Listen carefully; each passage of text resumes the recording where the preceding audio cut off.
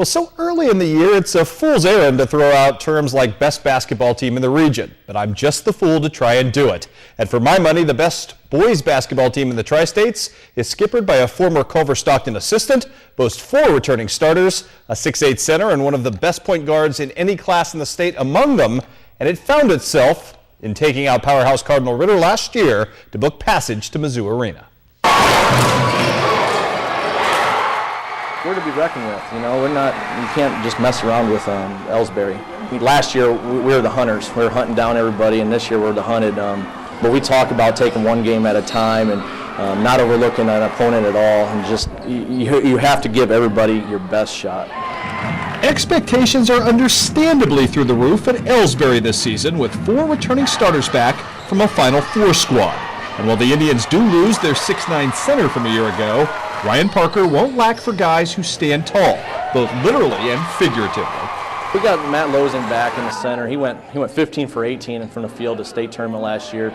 But we also add a 6'6" freshman who played for the St. Louis Eagles all summer that will get into the mix. And so we add height. We lose height, the 6'9" kid from last year. But our head and our tail are Scott Krager and Matt Losing, and that's what we go through every night. Talk to me a little bit about Scott. I mean, obviously special talent, as anybody saw in basketball last year, football the last couple of years.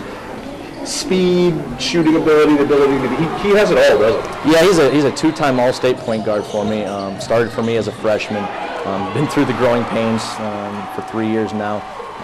But he's a special kid that makes us go, and he makes everybody around him even better. Schedule's tough right out of the gate. You're kind of going to find out where you're at pretty quick, right? Yeah, that's what we wanted.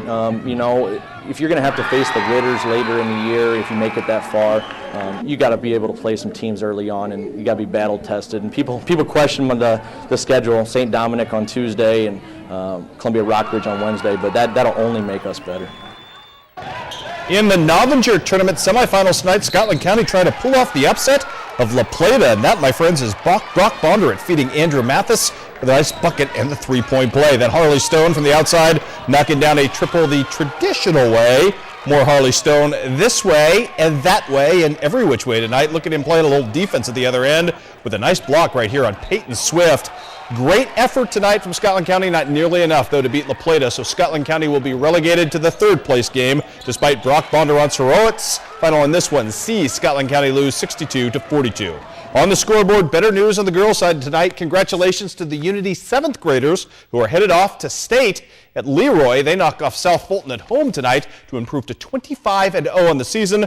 33-23 was your final. High school girls action going on tonight. Mercer County treks to Scioto and beats West Prairie 57-43. Back at Novinger, the Scotland County girls taking on Bevere, trying to book passage to the championship game at Novinger. Callie Holt with a nice bucket early on in this one. More to come, this time from the wing.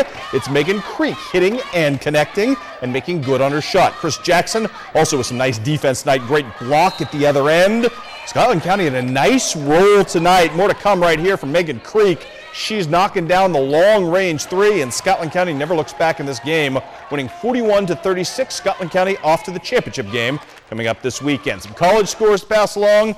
The news not good for Western Illinois. If you wanted a rubric on how much rebuilding has to take place with the Leathernecks for J.D. Gravina and company, it's a lot. South Dakota State, the defending conference champion, comes to Macomb and wins 82-56 tonight. Also, Culver Stockton wins its 7th game of the season already. They haven't won 7 games since 2006. Great win tonight, 82-62 over AIB Business College. And Southeastern Community College, now 10-0 on the season, now ranked 9th in the country, thanks to a 68-63 win there. So Jerry Jerome has them going up in Southeast Iowa tonight with Southeastern Community College.